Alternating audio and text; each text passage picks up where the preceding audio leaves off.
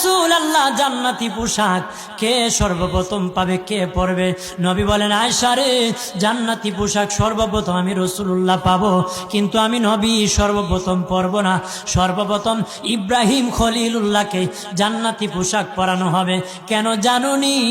ইব্রাহিম নবীকে নমরুদের আগুনে যখন ফেলে দেওয়া হয়েছিল, দুনিয়ার সব ছেড়ে দিয়েছিল, বাড়ি ছেড়ে দিয়েছিল, সম্পদ ছেড়ে দিয়েছিল, মা বাবা ছেড়ে দিয়েছিল, এমনকি গায়ের জামাও যখন খুলে নেয়, ইব্রাহিম কয়েক কাপড় ছেড়ে দিতে পারি, আমার আসমানের মালিককে ছেড়ে দিতে পারি না। ওই দিন আল্লাহ ইব্রাহিমের সাথে অঙ্গীকার করেছিল, ইব্রাহিম আজকে তোমাকে সকলের সামনে উলঙ্গ করে লজ্জায় ফেলে দিয়েছি ইব্রাহিম, তারপরে তুমি আমাকে ছাড়ো নাই। আমি কিয়ামতের দিন সকলের সামনে মুসলমান, বেঈমান, কাফের, নাস্তিক যারা তোমাকে উলঙ্গ করেছিল, তাদের সামনে আমি আল্লাহ আনুষ্ঠানিকভাবে তোমাকে কাপড় পরায়া দিব।